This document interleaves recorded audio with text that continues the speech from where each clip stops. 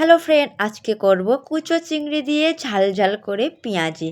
তো ফার্স্ট আমরা এখানে 4টে পেঁয়াজ কেটে নিলাম, সঙ্গে কাঁচা লঙ্কা।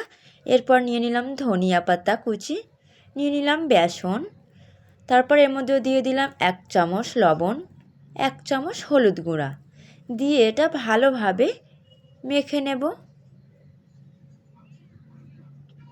তো এটা ভালোভাবে মেখে নেওয়ার পর এর মধ্যে দিয়ে দিলাম ধনিয়া পাতা কুচি, তারপর দিয়ে দিলাম বেসন, দিয়ে এটা ভালোভাবে মিক্সড করে নেব।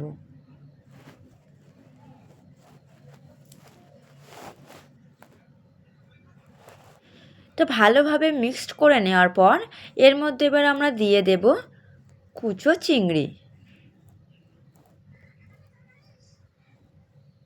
চিংড়িটা দেওয়ার পর পেঁয়াজ বেসনের সঙ্গে চিংড়িটা ভালোভাবে মেখে নেব।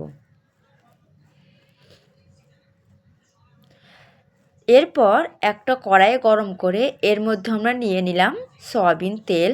তেলটা গরম হয়ে যাওয়ার পর এর মধ্যে আমরা দিয়ে দিলাম যে বেসনটা আমরা মেখে রেখে দিয়েছিলাম, সেটা ছোট্ট ছোট্ট করে কেটে তেলের মধ্যে ছেড়ে দিলাম।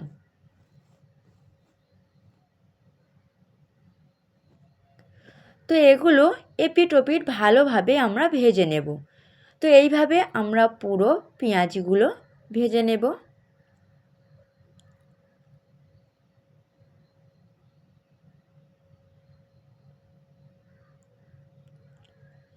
তো আমরা পুরো পেঁয়াজিগুলো ভেজে নিয়েছি। তো আজকে আমাদের ঝাল ঝাল চিংড়ি পেঁয়াজি রেডি।